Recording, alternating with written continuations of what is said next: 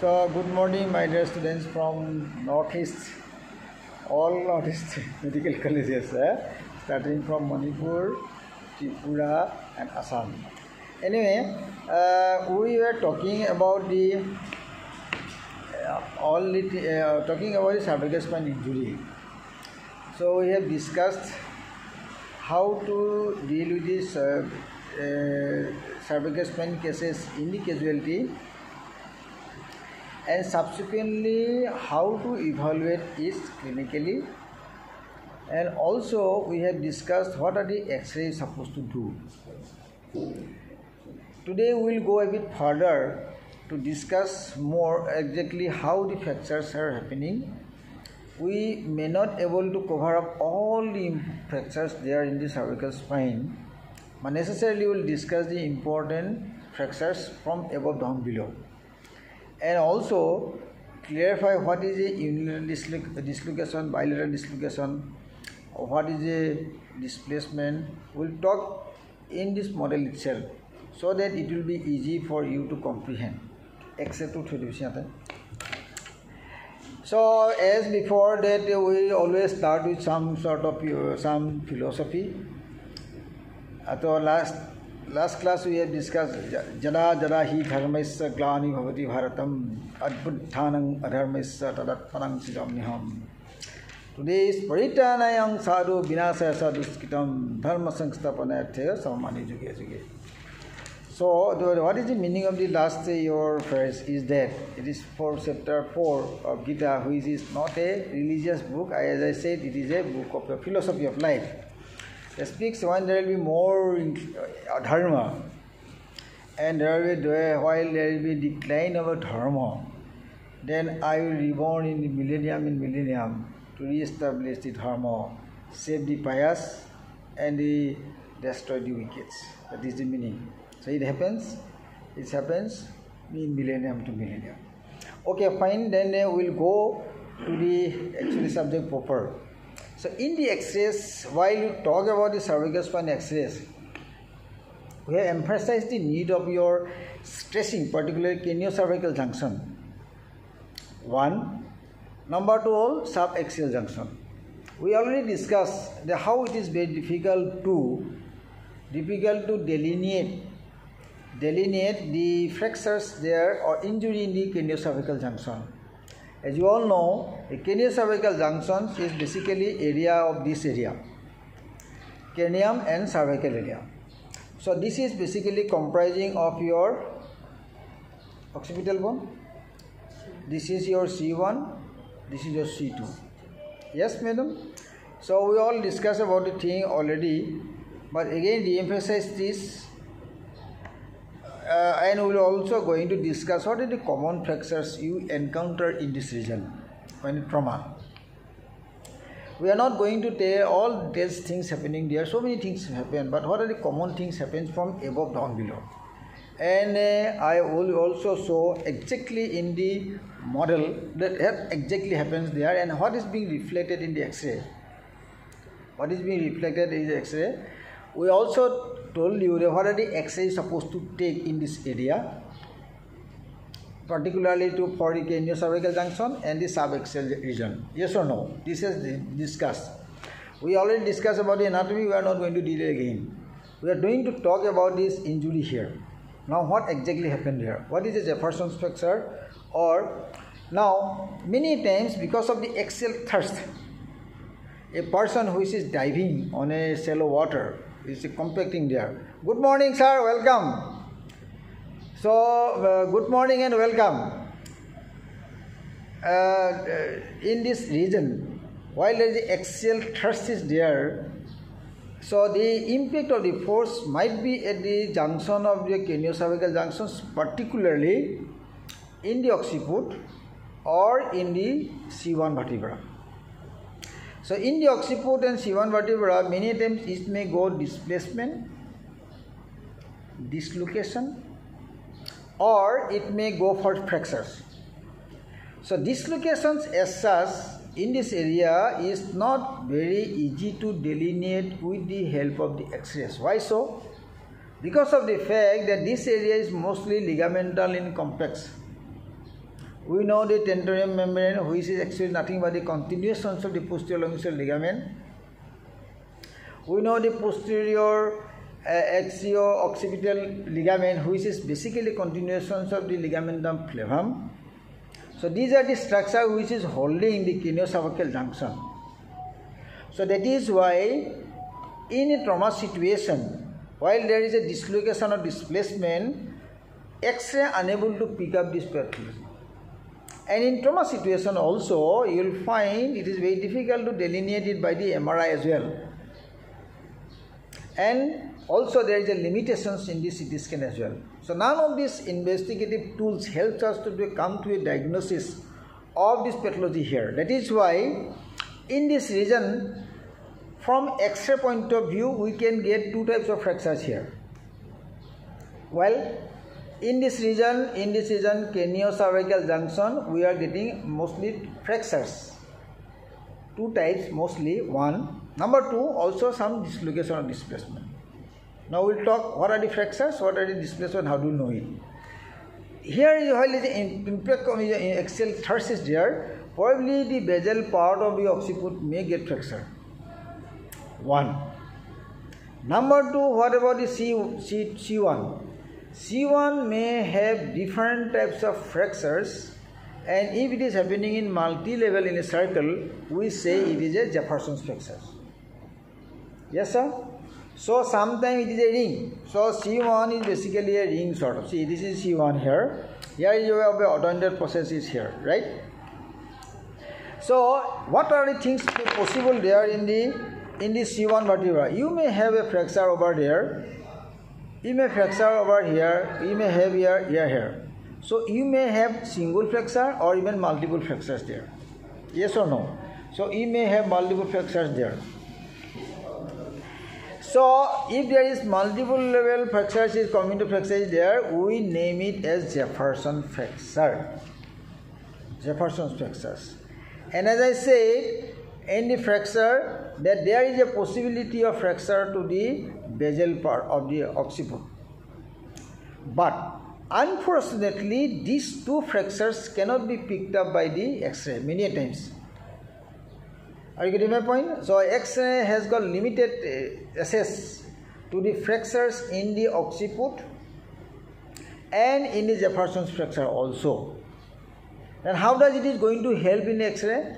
Probably in a situation while the fragment is going down below. As I said, we do not have the C2 here.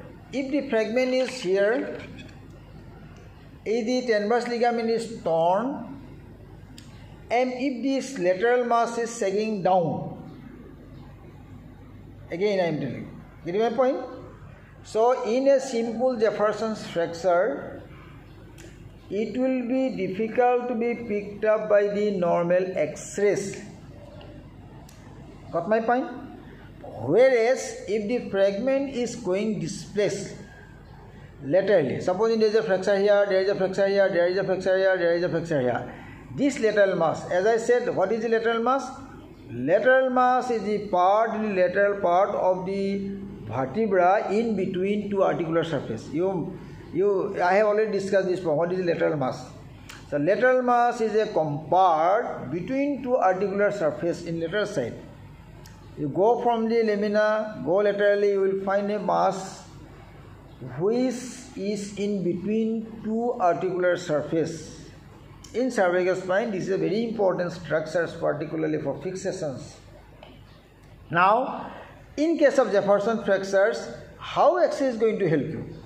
This X-ray is going to help you only when this fragment is sagging down below the margin of the C2. Supposing this is C2, we do not have a C2 here. What I mean to say, the fragment is going down below, and in the X-ray you will find this fragment is sagging down below. That means if you look for the X-ray in the AP view, in this area the AP view is mount open view. This area you go for the AP view is called mount open view, X-ray. That will delineate this part. So in case of X-ray, how is going to help you these Jefferson's fractures is that while the fragment is going down below the sagging, the lateral border of the adjacent vertebra, if it is going around 7 to 8 millimeter away from the lateral border, it indicates there is a displacement of the fragment.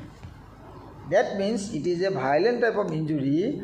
There is a fracture, it is going down below. Seeing it is a ring, the X-ray is taking place from here, it is overlapping each other, you cannot delineate the fracture here. But in these situations, it is true that your CT scan is going to help you better. Yes, sir? That is one X-ray. And also the CT scan can also tell you any sort of fracture happening in the occiput. Yes? Now what about the ligament? This is your bony part which is happening in the craniocervical junction 1 point. What about the ligamental injury? As I said, ligaments are very difficult to delineate. That is why we take the help of the indirect evidence. The indirect evidence are nothing but the various lines and ratios. These lines are mostly known as one called Powers line. One is called Harris rule of 12. You understand this point too? This is called one Harris rule of 12. Another is your power line. Another thing is your ADI. One is called PDI. I will tell you again what is this, all these things. So in case of your Y power line, this is foramen magnum. So if it is anterior border, it is your posterior border of the foramen magnum. So this line is being drawn from this anterior border of the foramen magnum, that is your Basian, and is coming to the posterior border of this your C1. Yes. Another is from this anterior border of this C1 to the bastion, obsteon. So this is line is like this. You are getting my point? So one line is drawn from here in the X-ray, another is from here. This is cross-secting each other, and their ratio is 1:1. So in a case where there is ratio is lost, that will indicate there is some sort of dislocations or subluxations at the craniocervical junction. It is clear. On the other hand, what is Harris rule of 12 is that we do not have the odontal process here. Suppose the odontal process is here. In this area, this is the odontal process here. Then you have bastion anteriorly. Now what you are going to do, you draw a line from the posterior border of this odontal process upward. Another line is being drawn from the tip of your bastion to that line. And this area is 12. Another is your from the bastion to the tip of the odontal process.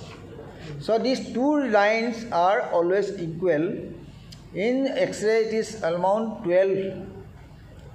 That is why it is called 12. Now if this ratio is lost, means your ratio is being somehow, one is shorter, another is becoming longer, indicates this relationship is lost, and it is possible in a case when there is a dislocation or subluxation or there is some sort of fractures there. Yes, it may be because of odontal process fracture, or there may be some dislocation or subluxation, whatever it might be. Is clear? So that is one. Now next point is what is ADI and what is PDI. I tell you. See, you do not have the odontal process here. That is why, see, odontal process is lying here like this.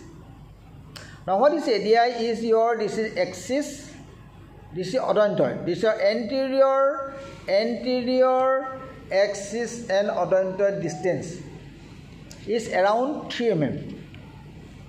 And from the odontal process here to the posterior border of this your C1, this area is 13. Got my point again? This is mostly seen in the X-ray also. You can take the lateral view, you will find what I am going to say in C. This is your odontal process here. This space is called ADI. This is axis. This is odontoid.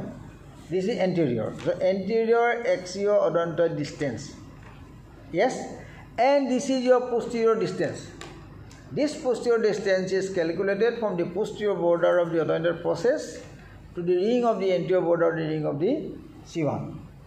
Yes? So this distance is very important and you find C2. This is C2. So this area, C1. So this area is your 13. So this is 3. This is 13. Now supposing what is happening, that in a condition where this odorant process either fractured or it is going like this. Like, yes, there is a dislocation, so there is a fracture. Then what is happening? The posterior distance is coming down, anterior distance is high, more than 3. So it indicates that is your position of your axis, odontal process is somehow displaced, might be because of the fractures along with the ligaments, or there may be dislocations also that leads to this sort of your plexus. It is clear? So these things are important, particularly to delineate in the craniocervical junctional area. So this relationship is the Powers line ratio, the ADI, PDI, and the Harris rule of pair. This should be clarified. If there is any question, you can ask, but you have to make this thing clear. So subsequently, you try to do it yourself and find if it is difficulty, do you have any difficulty in understanding, you can ask the question, I can clarify it again. Yes, the 3 point particularly this, okay. Now next point is then what other things you can see in the mouth open view. We have mentioned about the mouth open view, about the lateral mass of the C1 is being slipping, yes or no? So that is one point. That is indicates that this your Jefferson's fracture is displaced. Clear? On the other hand, it also speaks about the various types of fractures of your odontal process. The odontal process is lying like this.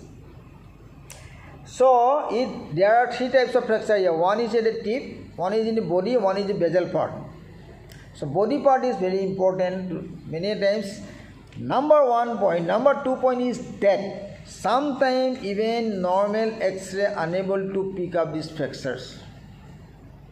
It is true. So in this situation, of course, it is always important to look for the angulations of the odontal process. What is this? So many times, even it is AP view I am taking like this, mouth open view, odontal process is like this.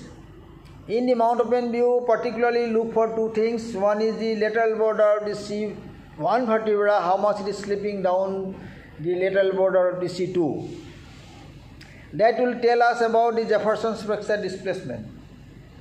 On the other hand, you also have some knowledge, or you can pick up these fractures of the odontal process itself. In odontal fracture, we do get 3 types of fracture in the tip. One is body, one is your basal part of the fractures. Sometimes faint fracture line is difficult to pick up by the normal X-ray. However, CT scan is going to help you. Instead of this fracture line, many times people used to say the angulation of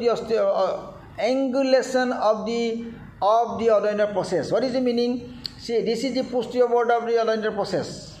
Now this is your superior part which is being fractured. Now if there is angulation here, you draw the line from the posterior border of the odontal process upward. Is it in the same line they are maintaining up to tip, or there is angulation there? This angulation is going to tell us that some sort of fracture or something happening wrong. Are you getting my point? So sometime in the mouth open view, AP view, you may not able to pick up. But in the lateral view of this region, you try to find out the angulations of the odontal process up to tip.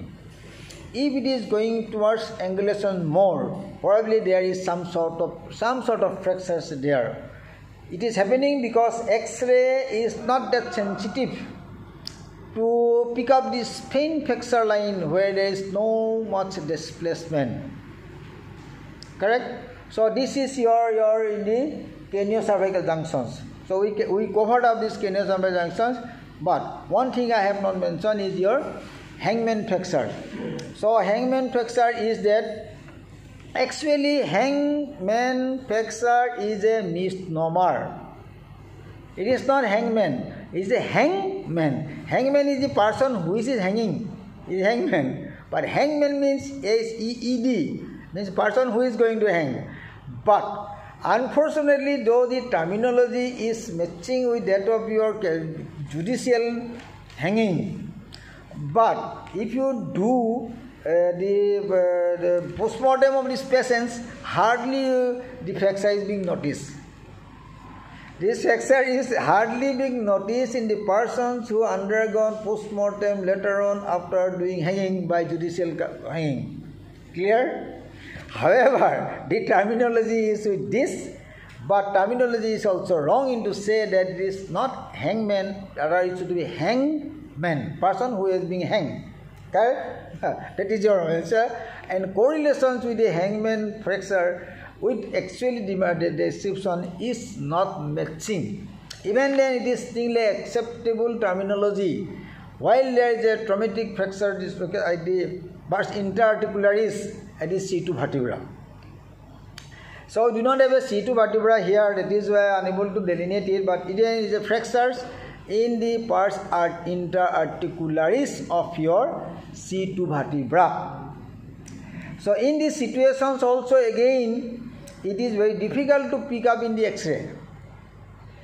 Again, another technical point is that there is a fracture there in the pars interarticularis of the C2. But sometimes it is also very difficult to be picked up by the X-ray. There, you need to take the help of the angulation of the your end plane.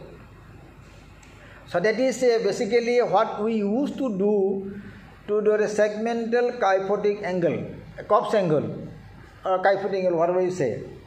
So you know that point that a line is being drawn from the upper border of the vertebra, and one line is drawn from the lower vertebra. Then you see how much their angulation is maintaining. In this case also, it is being done sometime as it is done in case of your odontal process, lateral view. See the angulation. Same thing is being done for the C2 body of the vertebra, how much it is angulating with the adjacent end plane. That angulation is going to tell you how much this fracture is being displaced. Because this junction point, your interarticularis part, is not a very easy thing to be delineated in the X-ray. Probably in this situation, CT scan is going to tell you much better than that of your X-ray. Clear that point? So these are the 3 points I have mentioned, and also the angulations of this part is to be clear in your mind. It is bit clear. So that is your supraaxial part. Mane craniocervical junction, which is comprising of C0 means occiput, C1 and C3. Common fractures are Jefferson's fracture, odontal process fractures, and the hangman fractures. Yes, and how to pick up these fractures we have discussed. We have also discussed the possibility of dislocation of craniocervical junctions, not an easy thing to be delineated in the X-ray, but have to take the help of your different lines and ratios to pick up this displacement. Correct? Now we will go to this subaxial area, down below means area. This area has got similarity in this.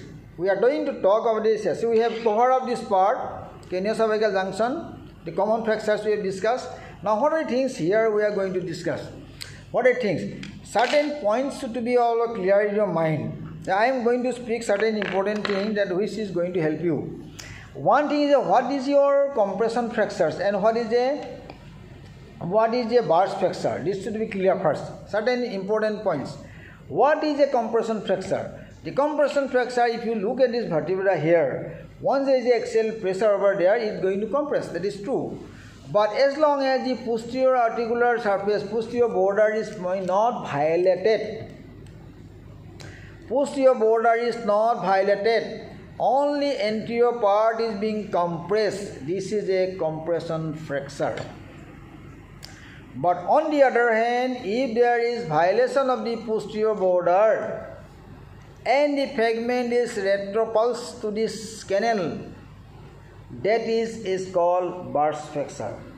This definition is applicable to all the fractures in the spine. You must have a very good concept. Do not intermingle these two definitions. One is compression fracture, one is your burst fracture. While talking about the burst fracture in relation to your cervical spine, I would like to tell you that here, if this height of the vertebra is coming down to only 25%, as you know, if you do consider the fractures in the thoracolumbar area, if the height of the vertebra is coming down below the 50% of this existing one, it says instability. But in case of cervical spine, that 50% is 25%. That means only the 25%, 1/4 of the height of the vertebra is reduced. It indicates instability.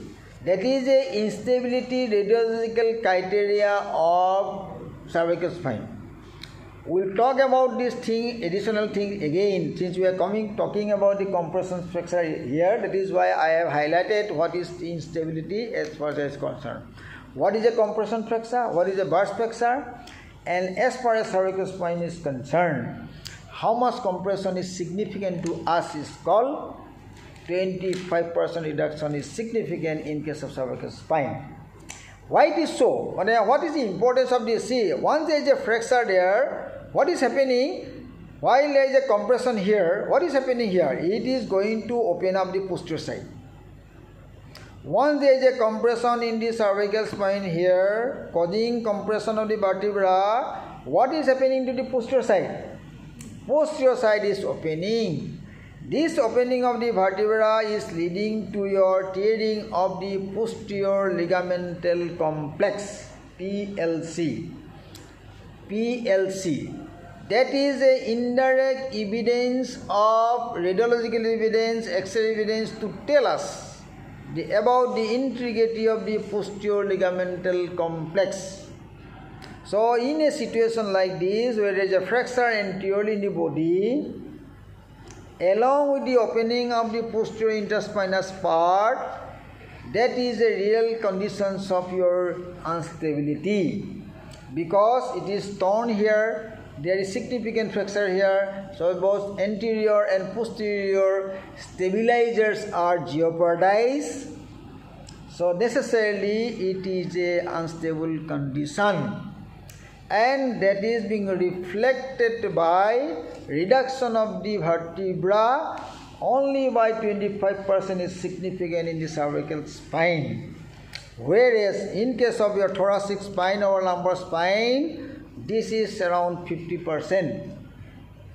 Is it clear? So how it is being correlated with this here is this. That is your compression and that is your base fracture. Now, what is the dislocation? See, in the cervical spine also, you must understand. Do you know another cervical spine? This is here. So, okay, what is the dislocation here? So, you say that sometimes is a dislocation here. So, this is your condition here. This is joint here. This is not matching. Even then, you have to understand that how it is being happening here. Oh, sorry, it will this is here like this. So, yes, this is the condition here.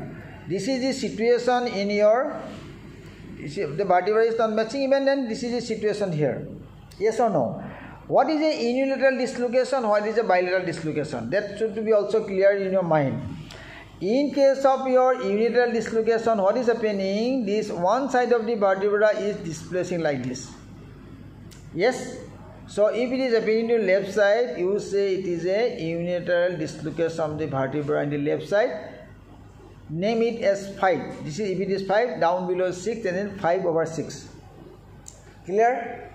But at this point, I want to make you clear that what is a unilateral dislocation, and if it is happening to the other side also, it is going like this, and the dislocation here, necessarily the vertebra is displacing anteriorly. And it is called bilateral dislocations of the C. Suppose it is 5, it is 6, it is called 5/6. Bilateral dislocations of the C5/C6. Is it clear? So it should be clear that what is called unilateral dislocation. Unilateral dislocation is going like this, and the bilateral dislocation like this. Now, one interesting point I would like to say while you are talking about the unilateral dislocations, what is the radiological finding here? See, in the radiological finding, you will know, one thing is that in the radiological finding, you will know that while there is your unilateral dislocation is not a very easy thing to be delineated in the X-ray. Unilateral dislocation is not a very easy thing to be picked up in the X-ray. But whereas in case of bilateral dislocation, since the body itself is translating or displacement, so that is why it is a bit easy to pick up the lateral view by, yes or no, lateral view, there is displacement of the vertebra. The lines which we have discussed in the last X-ray class, that there will be distortions of the alignment of the vertebra because of the bilateral. But what is happening lateral? See what interesting point I am going to tell you. See, if there is a unilateral dislocation here, what is happening to the body?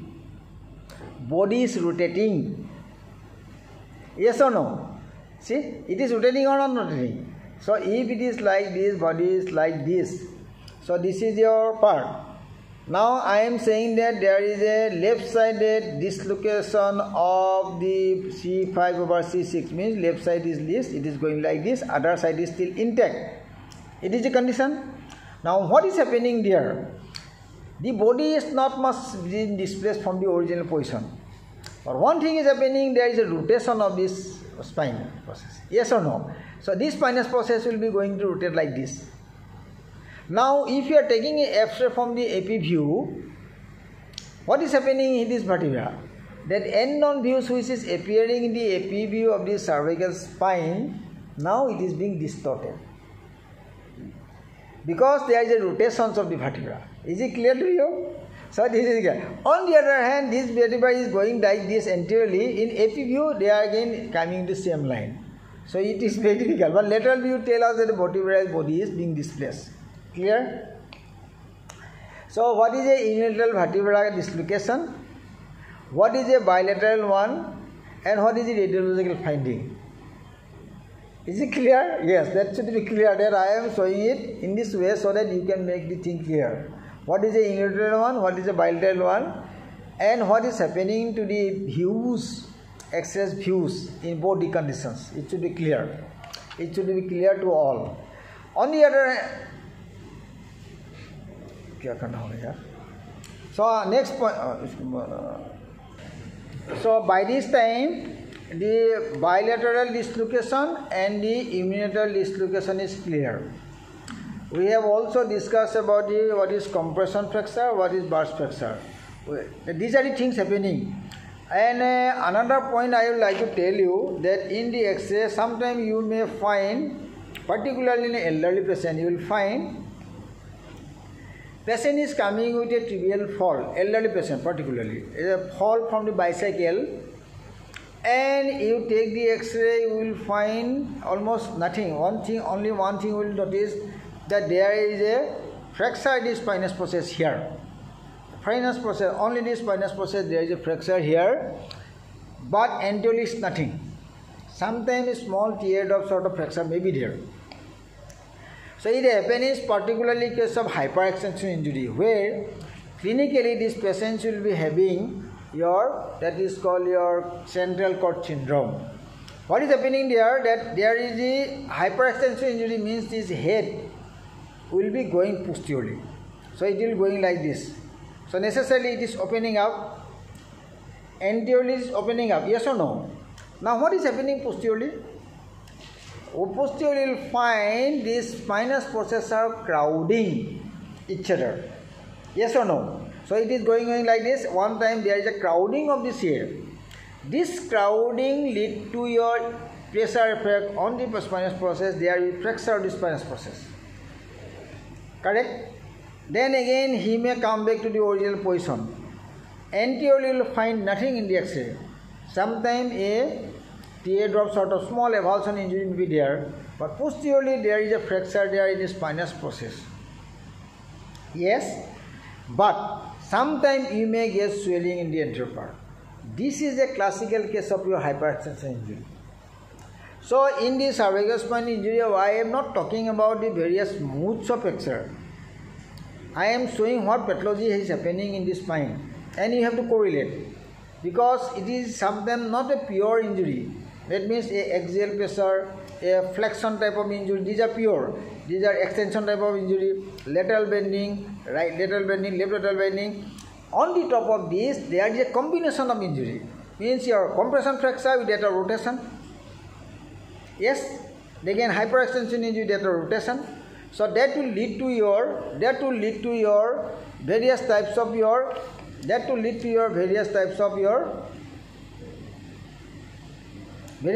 combination of your fractures. It happens. So I am just talking about the basic points. What are the things radiologically happen? But only this pure thing may not happen. Sometimes along with this there is a fracture there. But I may try to make you understand that what are the basic pathology happening. Then there is combination of fracture. As I said, there is a compression with dislocation, with distraction injury, whatever it might be. This is all happening because of the impairment. This is because 3-4 points are important here. One is the position of the head at a time, whether it is rotated, whether it is lying standing, where from the impact of the force is coming. Is it coming from the centrally, anteriorly, or is it coming from side, or is it coming from behind, or while there is a fall there is a hitting, or in your collisions with the car. What are the position of the head at this moment of time, and how the force of working on it. So many things are happening. So that is why many times there is a combination of your fractures is happening. But what I am trying to show you that what is the basic types of your injuries happens to here. In this I told you that there is a importance of the looking for the anterior soft tissue also. The anterior soft tissue swelling, as I said, in the cervical C1, C2 level is less, 7. Then C3, C4 area is less. Then again down below it is more.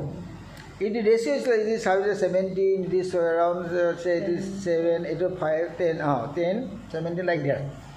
Now, what is more important here, that in a trauma situations, if you are happening like this, there is an injury there, anterior longitudinal ligament. There is collection of the blood there. Hematoma will be there. So that will lead to an increased swelling there. It may be in the trauma situations, or it may be in a situations where the infection is existing for long, where its pus is collecting there. So that is also important thing to look for in the X-ray, the shadow, soft tissue shadow anterior to the vertebra. So this today's class is basically to give a comprehensive idea about the various types of your fracture happening from the occiput down below, and what are different types of your fractures happening.